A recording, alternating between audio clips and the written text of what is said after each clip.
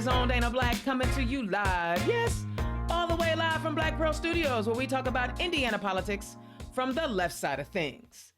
Well, special session began this week, and just like clockwork, they decided that, women shouldn't have control of their body. They should not have autonomy of their body. So we showed up at the State House.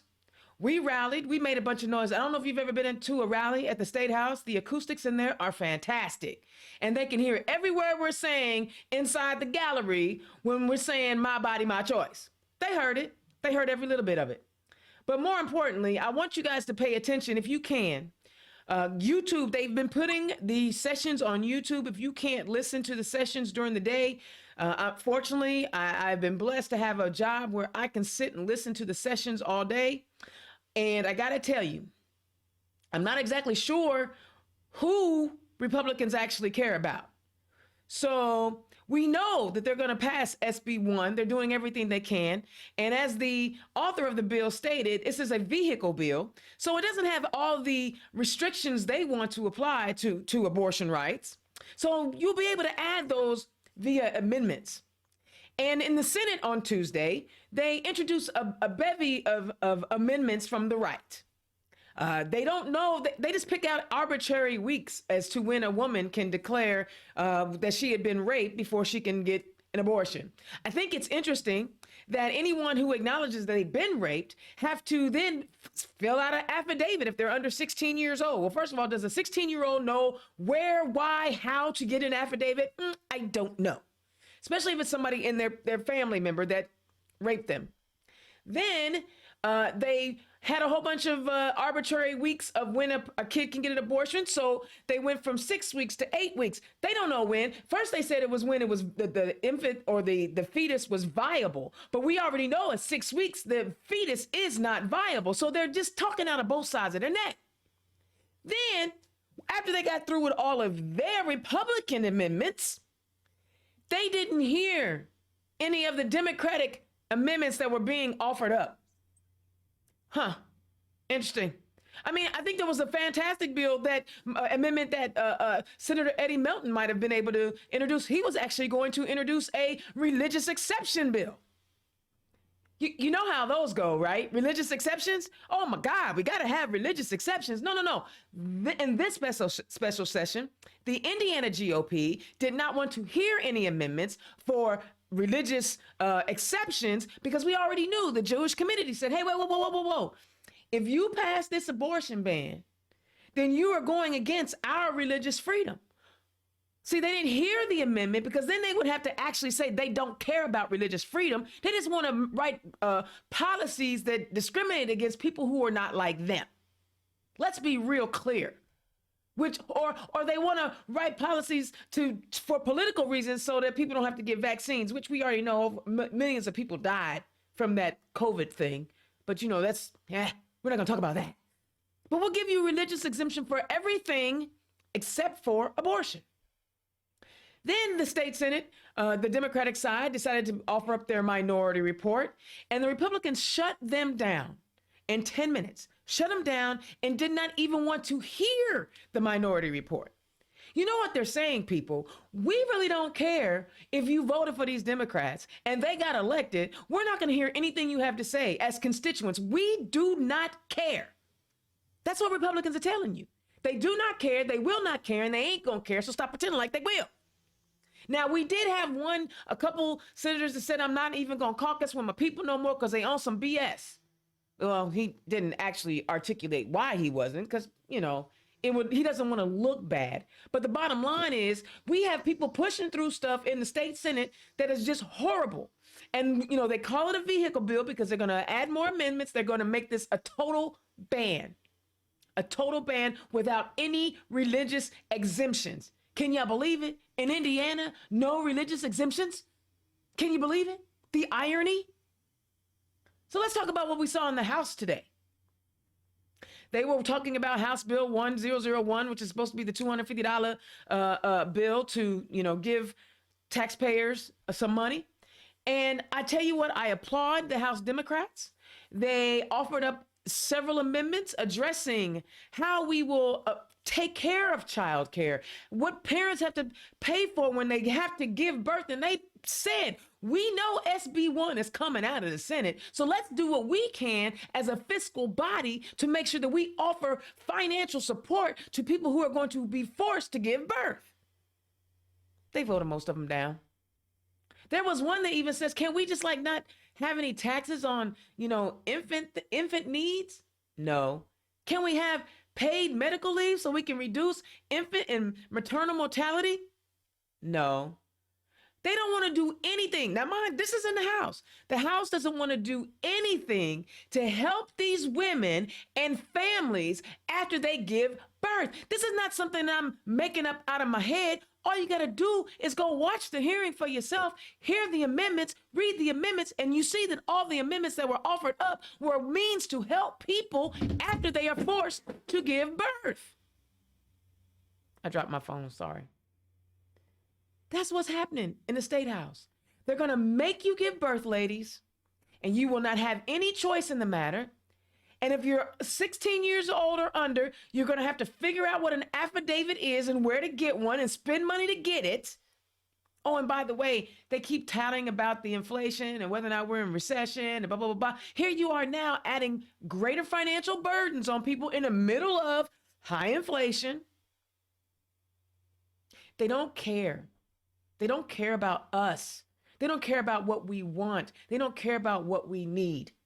And this is why I implore each and every one of you who listens to the show, who gets out there and knocks doors for candidates, makes phone calls for candidates to bring more people in. Show them how this thing works and how to turn out voters. And so that we can elect people to that State House that are not going to write bills that brings harm to pregnant people and the families surrounding. They even voted against extending bereavement for people who lose a child via stillbirth, miscarriage. They don't even want to do that. Take your behinds back to work. They did not want the amendment in the House that said, hey, let's let these companies offer up some reasonable working condition for pregnant women. Voted it down. They are full of it. They don't care. And I'm going to say it again because it's the only way I can explain it. They do not care about you and your needs and your family. So now it is time for you to find people who support your value system and vote them into office November 8th. Y'all got it?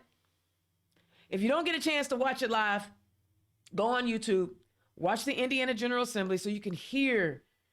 And they're like, dude, real talk. They're indignant about this. They're like, stop annoying me with these bills that actually help families. Stop it. I just want these people to give birth so we can warehouse kids in schools because we don't want to educate them. We don't want to give them enough money so they can educate the kids. We don't want to pay the teachers. We're at the bottom of every statistical category in the state of Indiana, and we don't want to do anything to improve it. We just want to bring more people in. We want to bring more births, forced births, and tell women you do not have autonomy over your body. All right, that is my rant. I'm going to catch my breath. We have a little bit more of this special session. So, hey, listen, if you guys have some events that you want to advertise on Turn Left, you see I got the scrolling slide show there. Feel free to reach out to me. I'll add your event and we can get more people involved in what it is that you're doing. But tonight, I talk about November 8th, and this is why it's important. We want to send more people to the state Senate so that SB1 wouldn't pass out. That's why David is here. But in order for us to ensure that we flip seats, we have to protect the ballot box. That's why I'm so glad Chris Coyle is here. My first guest tonight, running in Senate District 23, my man, David Sanders. David, welcome to the show. Thank you very much. I really appreciate the invitation. I love having you here. And of course, running for Clerk, I knew I was going to do it. Clark County Clerk, my man, Chris Coyle. Y'all say that 5 times real fast. Chris Coyle, welcome to the show. Chris Coyle for Clark County Clerk. It's alliterative, but appreciate you having me on tonight. It's great to join Indiana's own. It's a privilege. Thank you. Guys, I hit up a whole lot about this special session. David, I'm gonna start with you because this is the chamber that you're trying to get into. I don't know if you had a chance to watch any of this stuff or heard anything what's going on, but what are your thoughts?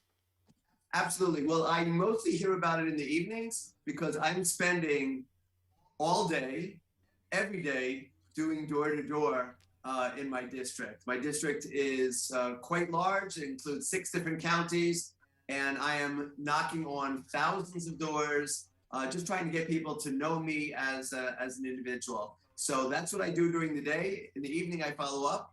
I did, I think, learn yesterday that one of the only amendments that made it in the House was, in fact, from the West Lafayette representative, Chris Campbell, who's a good friend of mine. She was actually the campaign manager for my first campaign for West Lafayette City Councilor.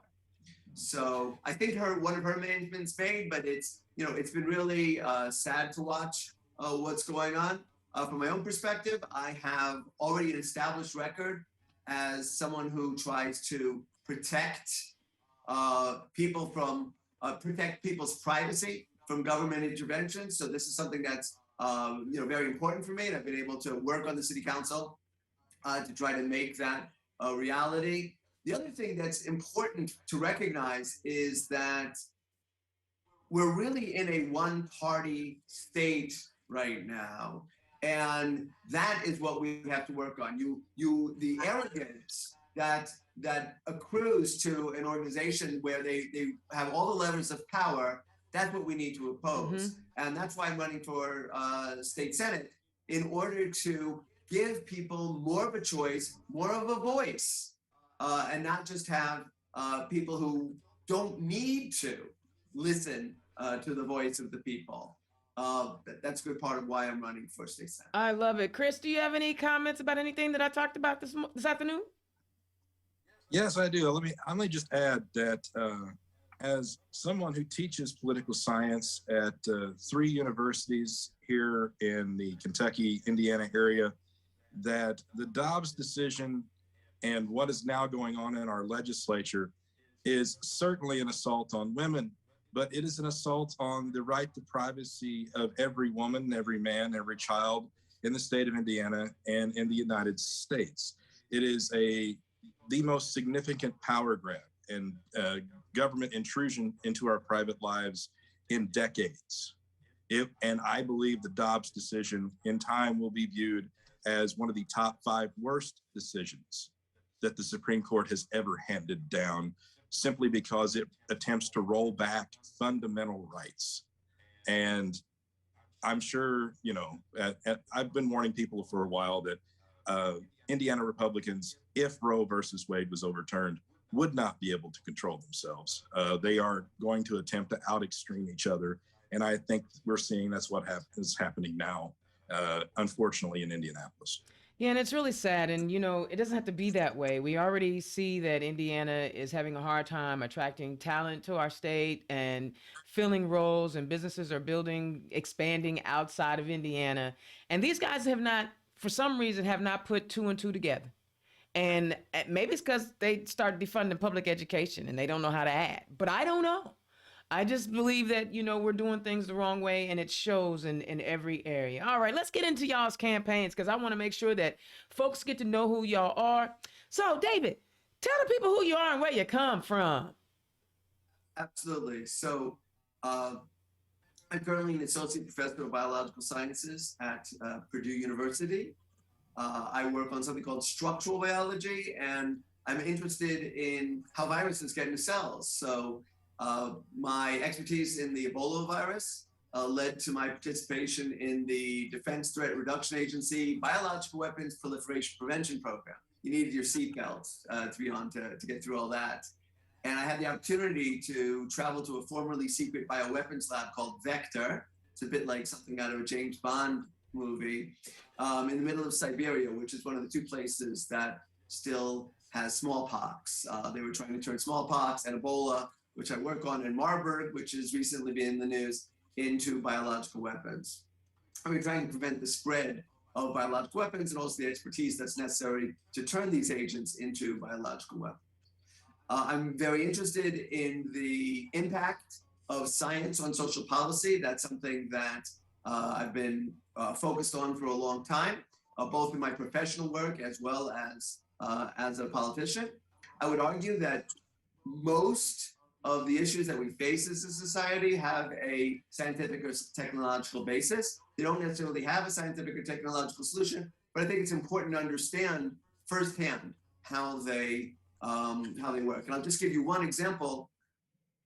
The future of agriculture. Agriculture is very important in the state of Indiana. Future of agriculture is going to be determined by a technology, a genetic technology called CRISPR. Okay, and it is absolutely in the next 10 years going to revolutionize the way agriculture is performed. Well, my laboratory has actually done work using the CRISPR technology. And I'd be willing to bet that I will be the only state legislator who understands CRISPR firsthand and understands both the advantages it has and the challenges that it poses. And this is, when we're talking about climate, when we're talking about healthcare provision, it's important to have a scientific approach to those sorts of issues. I'm currently West Lafayette City Councilor. I've been elected twice to that office, and I focused on issues such as prevention of government invasion of privacy. For example, I had an ordinance to ban facial recognition technology from being used by government organizations in West Lafayette. I've also focused on trying to actually prevent wasteful spending. That's an important part of what I do. I also am involved in uncovering in my professional work violations of scientific research integrity, but also in my political career, I have been active in uncovering violations of the public trust by elected officials. So I'll just mention one last thing, which is that I have not only experience, but I'm also the individual who's working very hard to earn people's votes. I have been to all the county fairs, all 6 county fairs, and I don't just hang out at the booth. I go out and meet everyone I can. I have been door to door everywhere, every single county, multiple times, places that the people tell me no one has knocked on their door as a candidate in the 40 years that they've lived there. I often say to people, have you ever had a state senate candidate, knock on your door before? And the answer is virtually always no. So this is what I believe in. I believe in reaching people as individuals and listening to their concerns. And I'll just finish up with this, that major concerns in the more rural counties that I encounter are lack of broadband internet, public education, poor cell phone service, poor roads. And I can tell you, since I am a very big advocate of public education and believe that public funds for public education should go to public education, I'll just share with you something that I've heard multiple times when I'm going door to door and meeting people. During the pandemic, students in these counties would have to sit in their parents' cars in the parking lots of fire departments in order to have access to Wi-Fi so they could do their homework. This is inequitable. This is not the sort of thing that bodes well for the future of the state of Indiana. Oh my goodness. So I'll just finish up. Oh my goodness, you hit on so many things. First and foremost, oh my gosh, I would have loved to have seen you in the State House when they were debating the governor's emergency order for masking and shutting things down, because you're an actual dang scientist. You got a bunch of people who have no clue what science is, what's it about, because they their religion guides them, and that's fine. But science has to play up. Oh, I wish you had been in the State House. And something else that you said, I'm keen on, you said integrity. and it's not just in words, it's how you have been a monitor and monitoring, bodies to make sure that they pose some integrity. Sir, when you get to that state house, how are you going to be able to infuse your thoughtful science and integrity into that state house? Well, thank you. First thing, I should mention that I actually teach the COVID class at the university. And I'm going to be teaching it for the third year this fall. It not only covers viruses and immunology, but also history, sociology, economics, and politics. And I'm very proud of that class. So the first thing is that I'm not a quiet person. I guess you could probably already tell that. And so any sort of issue, whether we're talking about energy choices or health choices, vaccination, I will be talking about the actual facts, and I don't have access to this. And it turns out I don't actually know everything, but I always know the people who do have the answers. If there are certain things that I don't know, I can contact colleagues or people at other institutions. I will have the facts and the numbers at my disposal, and I won't be shy sharing them. I love it. I love it. In terms of integrity, I mean, I will be pushing for more aggressive rules about how we relate to lobbyists, how we have restrictions on restrictions on the relationships between elected officials, administrative officials, and businesses and corporations. I do think that the revolving door that goes between legislatures and the administration and industry and corporations, that needs to be stopped. We really have to push for much more rigorous regulations. We are behind the times in Indiana as it happens, and that'll be a priority for me as well. I love it. All right, Chris, tell the people who you are and where you come from. My name's Chris Coyle. I'm a native of Southern Indiana. I reside in Clark County, Indiana, which is the Louisville metro area. We're just across the big creek there from Louisville. And I come to this initially from my first career. I was in public safety. I was a first responder. I was a paramedic. I worked for various services around the state of Indiana, the last one being in Indianapolis. And after a line of duty injury, I couldn't do that anymore. I went back to school. I graduated from IU Southeast. I graduated from George Washington University. And now I'm a political science professor at 3 universities here in Southern Indiana and the Louisville area. And I'm running for this office because we have to protect our elections. Elections are how citizens hold their elected officials accountable. If our elections are allowed to be taken over by conspiracy theorists, if we continue to disenfranchise people, if we continue to suppress votes and make it much more difficult for people to vote, the citizens can't hold their elected officials accountable. And the elected officials that don't want people to vote don't have the courage to face the voters. They know they're not doing right. If you did a good job as an elected official, if you did right by the people, you wouldn't have anything to worry about at election time. So, and that's what I teach in political science. My specialty is political campaigns and elections. I've been doing that since 2015. And I feel very strongly about protecting our election process, protecting the right of the citizens to vote. And I want to see us continue to innovate, to continue to provide more options to voters when they go to vote. And that's what I intend to work on. I love it. I often, when I get a chance to talk to county clerk candidates, I wonder, when you heard about all of the shenanigans with people trying to rush vote centers and when people were counting and you heard the Orange Menace say, find me votes, election integrity, we already know that we are not having widespread fraud. What was going through your mind when you were watching and hearing all of this nonsense? One, it's fed by conspiracy theorists, and conspiracy theorists and their conspiracies are inherently predatory.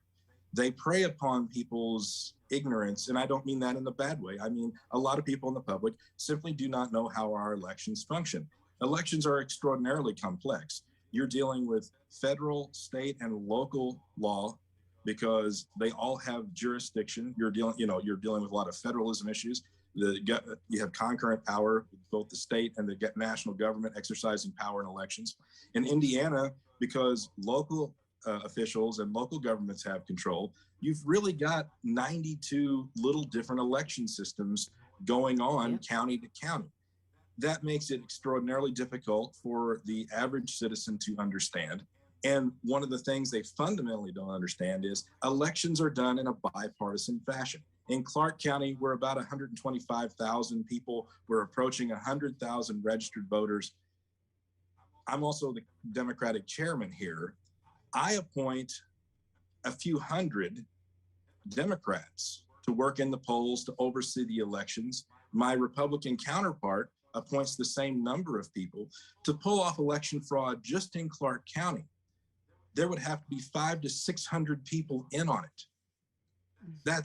You're not going to commit fraud. At some point, you're going to get caught. There is bipartisan oversight from the precinct level to the county level to the state level. At what point could you possibly commit fraud and not get caught? Both parties would have to be in on it, and Republicans and Democrats can't agree on the color of the sky right now. So that's what I try to impress upon people. Elections are secure. We have secure. Clark County just finished up an election audit from VSTOP out of Ball State, and our accounts were dead on with a high degree of confidence in the results of our elections. Clark County didn't need to do that, but our clerk, our current Democratic clerk, Susan Popp, who has done an excellent job there, volunteered to do that, to give people confidence in our elections, and our elections pass with flying colors. I think that's fantastic. And I think, you know what, this is interesting. I didn't realize and recognize that both of you were professors until we started talking to not today. And it's probably why I have like some extra electrical pulses going through my brain, because y'all know how to tap into people's brains. But, you know, you mentioned something, and I want, David, you can chime in on this as well.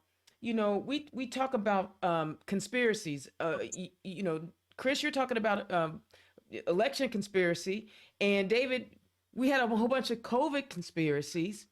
As educators, as post-secondary educators, tell us what you're seeing with our young folks. Are they buying into this nonsense? I would say from the people who take my COVID class, it's a select group. They're obviously interested in COVID primarily. There is not a lot of buy-in to the conspiracy theories. I mean, I hear about them from people. People sometimes write to me about them, and I meet people who ask me about this, that, or the other conspiracy theory. The students that I have, fortunately, very proud of them. And each year, I actually have one of the students make a presentation about COVID conspiracy theories. So in my focus in the class is trying to train students not just to fill in brown ovals with number 2 pencils. I don't ever do multiple choice and so on, but to do presentations and to write papers. And one of the topics each year is about COVID conspiracy theories. I've actually spent a bit of time in social media and also through the regular media trying to defeat these conspiracy theories. And what I find is that there are some people that you cannot reach, but there are people who honestly are just trying to find out, and they can be persuaded when presented with the facts. So, and I think it's important to do it. I think it's important not to give up and to just let those conspiracy theories be unopposed. but it's also, it's also important to realize the limits that of, what you can achieve, because there are some people that you're not going to be able to influence successfully. But it's worth striving as much as you can to get the truth out there. What about you, Chris? With my students, what I see, I'm fortunate enough to teach some of our Intro to American Politics classes. So I'm getting freshmen that come in. I also teach some dual credit classes. So I'm actually working with high school seniors. They come into the class having heard or absorbed a lot of misinformation, a lot of disinformation. And I think that's important to recognize that there are people and entities out there, both in the United States and abroad, especially with Russia, that they have malicious intent in pumping our people full of disinformation about our elections. So I do see students that come in that have questions about how things work, but once they get into the class, once they see from me and from various sources that we present in the class, how our government works, how our elections work, once they're exposed to it, the conspiracy theories go right out the window because they are baseless. And students quickly realize how ridiculous that they are. Oh my gosh. You know what? Indiana's own Dana Black, turn left. You guys are already got me like on a mental happy dance right now. And if you guys like what these fellas are talking about, I've put their donation links right there in the chat so you can, donate to them. Please share their information if you like. I'm telling you, these guys are the kind of people we want to get elected. So you both are in teaching, and there's a lot that goes into educating the masses of the political process, not just from a voting standpoint, but how policies are written.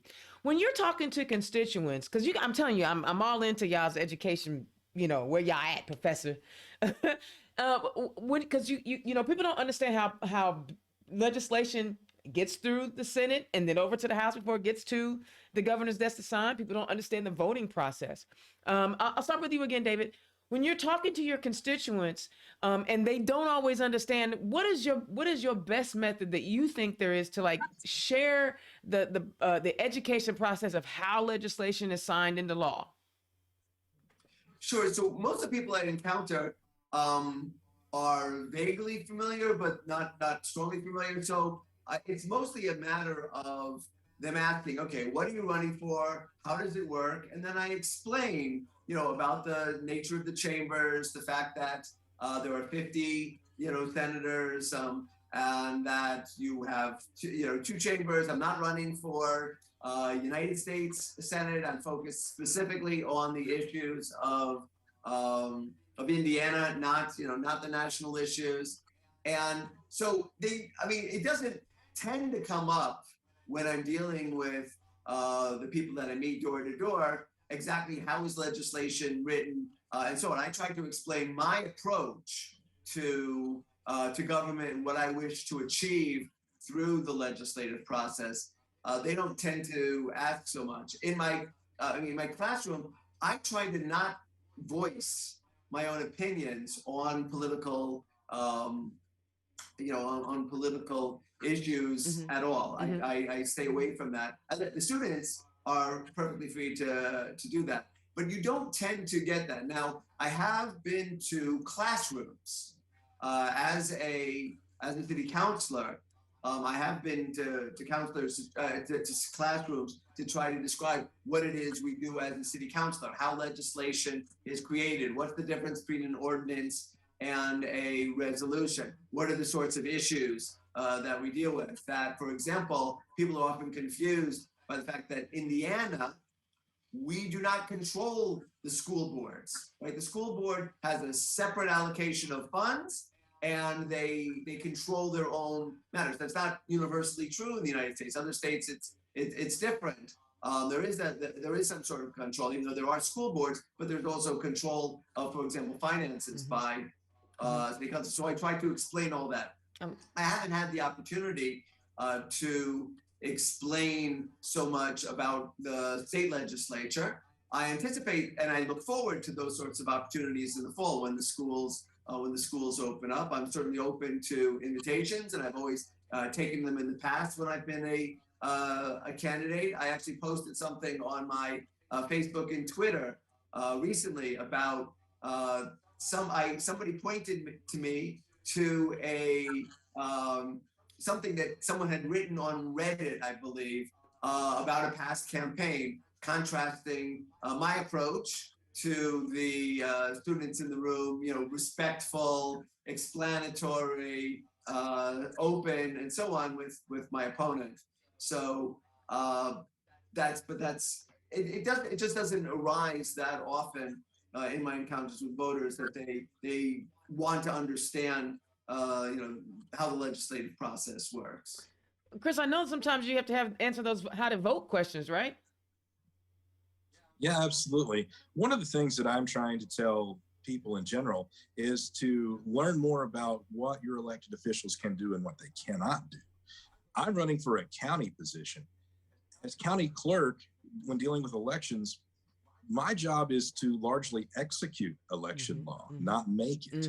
And I think my opponent certainly has overpromised a lot of things as far as what he can do and what he can't do as clerk. I don't think he fundamentally understands the job, but regardless of whether or not I agree with the law as a county clerk, I would be obliged to execute that law because you have to be a professional in these positions. You're there to serve the public. You're there to obey the law. But if people want to, change election law, they want more parties on the ballot. They want ballot access to be easier. They want to expand, voting options. That all has to be done from the legislature. And that's important for people to understand that they have to work with the right level of government. So far as actually making those things happen, that's one of the things I teach. One of my specialties is in advocacy politics. And one of the things I try to impress upon people, whether I'm working with candidates, independent groups, or students, is don't underestimate the value of citizen lobbying. You don't have to be a $100,000 a year paid lobbyist to lobby and be effective.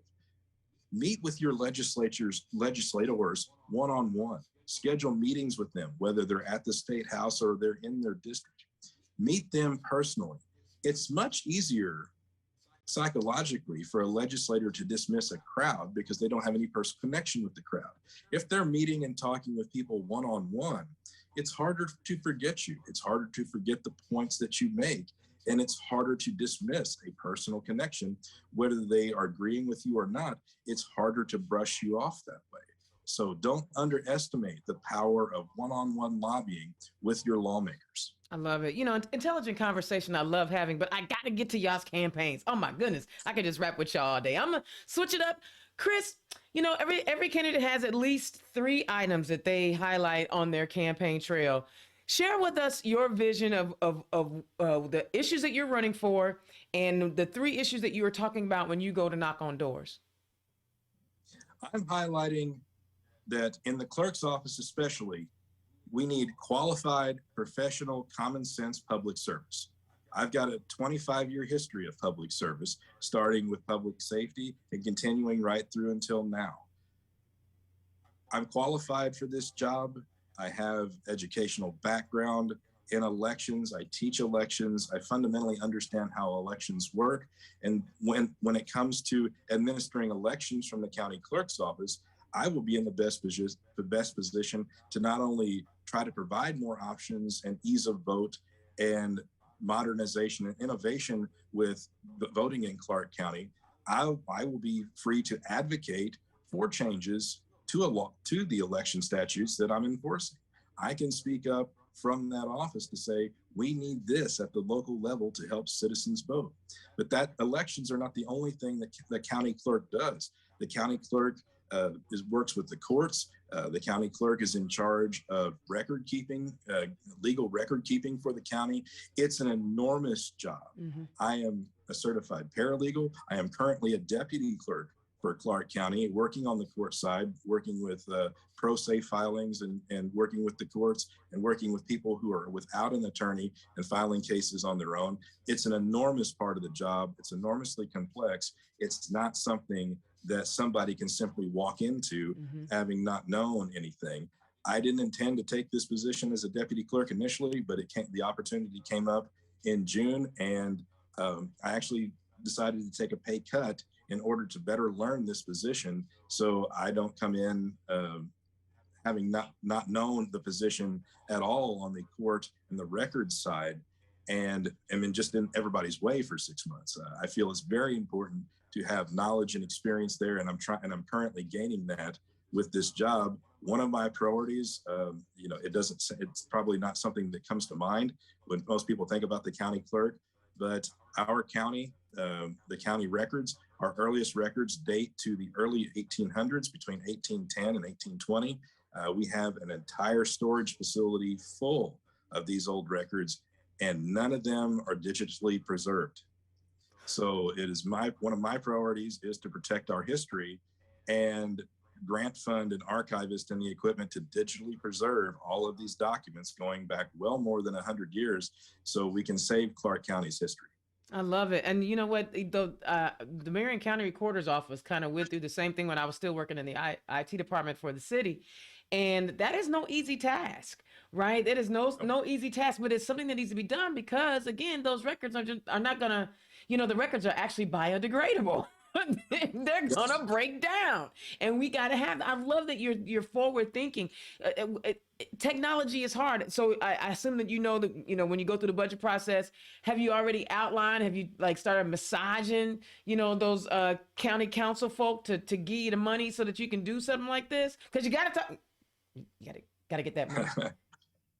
Well, unfortunately, our county council has turned down this position when our current clerk asked for it. But I have some personal connections who are historians who I've talked to within the last month who have said that it's possible to grant fund this. Good. So the county council and the county commissioner's decision is easier because it's not their local funding. So yeah, I'm not at all surprised that some of those county council folks don't understand the importance of technology and preserving history. Not just the history. That way they can just tell whatever story they want to tell. Oh, you know how that go. David, tell the people about your campaign. What are the 3 things that you really focused in on? Sure. So the first is that I'm focusing on those issues that are going to make a difference in people's actual lives. And if you look at the district, it really has sort of 2 parts. One is West Lafayette, which is where I live, where Purdue University is. And then it has its issues, and then there are those of the rural counties. And those rural counties face a number of challenges. They have demographic challenges in the sense that populations are either static or decreasing. They have aging populations. They have trouble with public education, consolidation.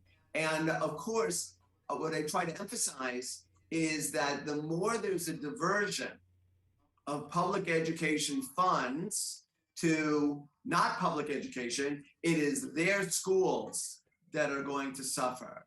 And so I focus on trying to have them understand that in order for there to be a future for their community in 2 senses. One is an economic future, but the second is if they want their children to, for example, go somewhere else for their education, but then return to the community so that they can build it up, they need to have the infrastructure. They need to have good public schools. They need to have proper roads. They need to have proper access to broadband internet. They need to have proper cell phone service, and they need choices in these services. They can't just be restricted to one particular provider.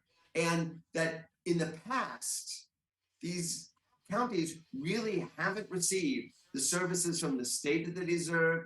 And I don't feel that the people who have represented them in the past have really fought for them to make sure that they are included in these, with these services. So that's something that I emphasize quite a bit. I also discuss my service as West Lafayette City Councilor. Again, I have fought against intrusion into privacy by government. I have tried and focused on how money is spent and trying to make sure that it's spent for positive developments. I've been a very big supporter of bicycle safety, bicycle trails, other, hiking trails, walking trails, things like that. People know me for that. I've also worked to try to make sure that West Lafayette continues to be a welcoming community for a diverse population. That's something that I know for, so I discuss that when I go out. But finally, the most important message that I'm trying to convey is that I actually care. I'm not going to be just relying upon, well, let's just say it, the Koch brothers and forces that don't believe in public education to finance my campaign. And I'm focused on showing the people of the district that I'm a human being and that they can, meet me one-on-one and tell me whatever they want and, share with me, and that they will continue to be able to do that. As a city councilor, I answer every single email that I receive, unless it's, of course, some sort of bulk, astroturf email. And no matter how angry it is, I respond to every single one of them. I will always contact the people in the administration who are responsible for that particular issue, and I will persist until I get an answer to the question. I also have monthly meet your counselor meetings with my constituents. And that is what I'm going to continue to do. I tell these people that they're going to see me so often, they're probably going to get sick of me because I'm just going to be there all the time in order to convey, to really fulfill my ideas of what responsive government is all about. I love it. And you mentioned something, and as educators, feel free to chime in on this, Chris, as well. I've always wondered why people who are living in rural communities and they are funneling public funds out of public schools when rural communities don't have school choice. Can y'all help me understand or make that make sense to me? I can make it make sense to you. I can assure you that they don't have the choices. And when you discuss it with people, people do recognize the value of public education and how they don't really have those choices. I don't think that they fully understand what's happening in terms of the economics here, that we are diverting money from the rural public schools to private entities. That connection hasn't been made by their current Well, of course not. Of course not. I mean, they honestly were literally just trying to target, brown and black communities. Come on, let's be real, right? But the unintended consequences, Chris, are rural community schools. They don't have 14 charter schools. Absolutely. I ran for state legislature in 2014 where I'm from, over in Perry County, Indiana, the Tell City area. The incumbent representative was highly funded by charter school and voucher interest. Not a damn charter school in that district, but the charter school money came in against me, certainly, to the tune of hundreds of thousands of dollars, but that's not what they advertised with it. They advertised largely cultural issues, kind of a red meat for a socially conservative base. So the money flowing out of those public schools in rural areas, and let's be honest, in a lot of places in southern Indiana, these schools are the center of the community because some places are so rural, there's no real, population center there. You think about Crawford County, you think about Northern Perry County, you think about Harrison County, they're in South Central Indiana. The schools are the center of the community, but the campaign money that comes in and the advertisement and the message that is sent harps on divisive social issues and frankly distracts the public. We need a concerted effort and message to highlight the destructive nature of the education policies in Indiana, how it's devastating rural areas. Rural areas struggle anyway because, you know, they're losing population, they're losing economic investment, jobs and factories and all kinds of employers go where the workers are. And, you know, for, you know, more than 50 years in this country, it's been in the urban areas and the suburbs. So there's a constant pull and drain on the rural areas. If the rural areas lose their quality schools, and we've lost many quality schools in Southern Indiana already in rural districts, A-rated schools, A-rated with the rating system that Mitch Daniels and his people came up with. A-rated schools in Southern Indiana, rural schools, were closed down and torn down. They're physically gone. Oh my and God! it's just sad.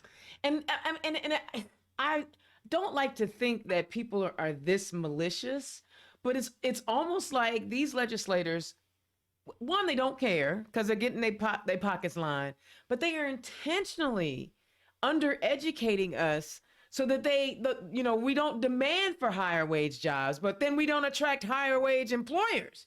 And it's almost, I mean, it's literally counterproductive to moving Indiana forward. Forget the social issues, right? Because they don't want to talk about Black Lives Matter or LGBTQ plus issues or protecting trans kids. Let's not talk about those. Let's just talk about the economics of it all and whether or not we have enough counties that have a sufficient enough tax base, right, to take care of themselves, and businesses bringing that money in. And I don't understand the disconnect. And y'all, the teachers, I'm just asking I'm gonna be like that fool on Fox. I'm just asking the question. Where is the disconnect?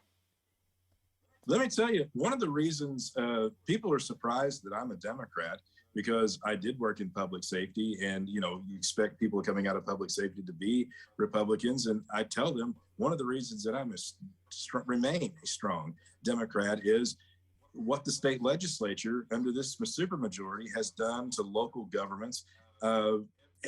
They continue to take options away for the local governments to fund anything. Schools, police, fire, EMS.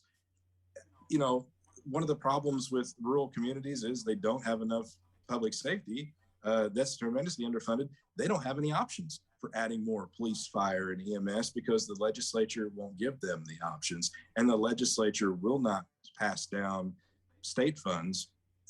They've got a $6 billion surplus. Maybe, that could be put, we've got fire departments trying to operate on $30,000 a year, funding volunteers, people taking time off their job, sacrificing their pay to be a volunteer firefighter. And because if they don't, their community won't have fire protection. That's the state of Indiana right now. That's what the state legislature and the Republican supermajority has created. And see, David, the president of the Senate, the person that presides over the Senate, the lieutenant governor, that was like her first plan, was to get high-speed internet in rural Indiana. It ain't happening. And where's the disconnect between, and where are these business leaders? You are at Purdue, you're at an engineering school, you're in a technology hub of y'all in Rose-Hulman, right? What are you hearing? I mean, you're dealing with the scientists and the engineers and all the tech people of the future, industries. What are they saying? What are they begging for? So this is part of the inequities that are present in our system. We, in West Lafayette, Tippecanoe County, does have a high quality education system. We have an embarrassment of riches in our schools, and it's unfair. It's unfair. But we also, not only that, we also get state funding for bringing jobs to our area in a way that the rural counties do not. So our engineers, our area is seen as a very highly attractive place for businesses to locate. So West Lafayette is actually benefiting in many ways from the current system. And despite the fact that I live in West Lafayette, I can see that these inequities are really contributing to the destruction of our rural areas. And we need to have, and I believe my district deserves a senator who can recognize these and can see how we can solve these solve these sorts of problems. We need to have a better distribution of resources from the state government to these areas. But I can assure you that my colleagues are very concerned about the state of education, public education, around the state, not just in our own area, but throughout the state. And they're very concerned about what's happened in terms of the diversion of money from our public education system. It's not for the good, it's not for the benefit, the long-term benefit of the state of Indiana. And we will continue to have problems, recruiting people to come here if we don't have that sort of investment. Well, and I already see education as an investment, yes, not as an expense, but an investment in the future. Well, we've all seen the statistics that, yes, central Indiana is growing and maybe West Lafayette is growing, but we're not attracting people from other states. We're actually just, stealing people from some of our smaller counties. And so again, those tax bases, that tax revenue is dwindling. And we have majority of those counties, those rural counties are welfare counties, and they get their money from, oh my God, Marion County. Oh my God, the worst place in the state, Indianapolis. Oh my God, they can't stand this. And oh, by the way, we can thank your chancellor for the current state of public education in Indiana. But you ain't got to say none of that. You ain't got to say none. I don't want to risk you. All right, y'all, we have actually come to the end of the show. This was a riveting conversation. I could talk to y'all all night. You guys are really, really brilliant and engaging, and you know how to explain exactly what you're doing, why you're doing it in ways that is, I was just sucked in. So I thank you. So David, tell the people where they can find you. Sure. So my website is davidsandersforindiana.com. The for is like the preposition. Wait, hold up. So you act like everybody know what a preposition is, but I just had to say that. I just had to say Well, it's not the number. It's not the number. Just, I wasn't being cute. It was davidsandersforindiana.com. Through Act Blue, you could just, if you search for David Sanders, I'll be the one that comes up. I have a Facebook page, David Sanders for Indiana State Senate. We also have an Instagram account, which is similar. So you can contact multiple ways. I do want to emphasize that my team is working extremely hard, but we still do need the money in order to counter, my opponent's. That's his one advantage, and so it's extremely important that people step up and help us out. We have had some very nice support, but we certainly encourage people to continue that. It's very important. And do you have any events coming up soon? We just had actually a fundraiser this past Sunday. Events. I'm traveling to all of every single fair, festival. I'm going to be at the Otterbin and the Otterbin Festival, next weekend.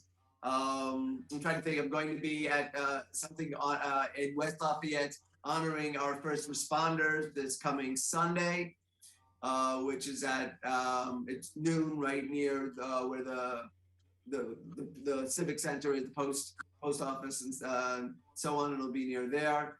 But I will tell the people, if you happen to be in the District 23, you will be meeting me in the course of this campaign. If you haven't met me, you just haven't been home when I've knocked on your door. I am going to be knocking on your door. You're going to have the opportunity to. I like that promise. That's the best promise a candidate can make. Chris, tell the people where they can find you. I'm on Facebook, facebook.com/Coyle for Clerk. I'm on Instagram, Coyle for Clerk. I'm on Twitter twice, @Coyles Politics, COYLES Politics. That's my personal one. And @Coyle for Clerk. I love it. And do you have any events coming up? I do. I'm gonna plug a community event that we're gonna have here in Jeffersonville next weekend, the 4th and 5th. We've got Claysburg Days in Jeffersonville. I'll be out there with the booth and have all kinds of swag and Coyle for Clerk stuff to hand out. Big event for our African-American community here in Jeffersonville. If you're in Southern Indiana next weekend, look it up on Facebook. Feel free to stop by. I know they'd love to have you. I'd love to see everybody. Thank you again for having me on. Oh my God, you guys, I'm gonna tell you something. I'm telling you, the energy right now is high because you guys are bringing the funk in a very intellectual but down home and friendly way, the Hoosier way, smart Hoosiers. You know, the rest of the country believes that we're all as dumbasses like Todd Rokita, but we're not. We're not. We're intelligent people. There's lots of us here, you know, but unfortunately, did I say a bad word? I did. Unfortunately, the squeaky wheels get the grease and not the right squeaky wheels. So thank y'all so much. Guys, you know, I love chatting it up and talking about political and partisan things, but you guys know for the past several years, I have been on the board of Trinity Haven. Trinity Haven is the state's only LGBTQ plus residency, short-term, long-term residency for our LGBTQ plus youth who are at risk of homelessness. We have two programs. We have the one program where they come and stay in the home that we have, and then we have a host homes program where people in Marion County, it's only Marion County residents, if you have a little space in your home where you can open up and bring in someone who is at risk of homelessness, there's an opportunity for you to do that. But say you just like to party. I mean, say you just like to have a good time. We are having our bash in a couple of weeks, so make sure you go scroll down on my Facebook page, purchase some tickets, get your friends, come hang out with us. This really is a worthy organization, and we have residents, and we're doing great things to get these young people who have been turned away from their families. They've been turned away, and we are offering them a future.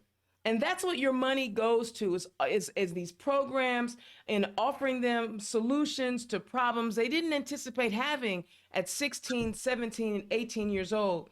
And when we know that our state legislator is going to force women to have births who can't actually travel outside of the state to take care of their reproductive health, we're going to have an increase of people in the foster care system. We're going to have an increase of unwanted children and teenagers around our state because, see, they don't think about that stuff, right? Because they don't care. They don't want to give any money. Don't let me get on that rant again. Oh, my God. But if y'all can, go ahead and get a ticket, get a table, come hang out with us at Trinity Haven on August the 27th.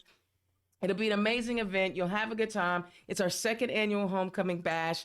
Please, please, please consider donating. Go to Trinity Haven website, donate to the organization. You guys know that is my, my nonpartisan love, my, 501c3 love, 501c, what, I said it right, didn't I? 501c3, yeah. That's that love, yes, where we make sure that we take care, because to whom much is given, much is expected. And I know I have had an extraordinary life. It's not always been easy, but it's been mine, and I've enjoyed it. I'm enjoying every minute of it. And I had parents that loved me, nurtured me, and I can't even imagine. My mother would have never done nothing like that. Not even my daddy, as hard as he was. There's no way they would have tossed me out of the house. They love me. And I actually wrecked a car at 16. Shh, I did. But y'all, please get some tickets. Thank y'all so much for joining us. Find out where these candidates are. Donate to their campaign. Click their Act Blue links. Support them. This is the type of intelligence that we require in our state houses and in our county clerks. Night's over. Have a good night. Enjoy the rest of your evening.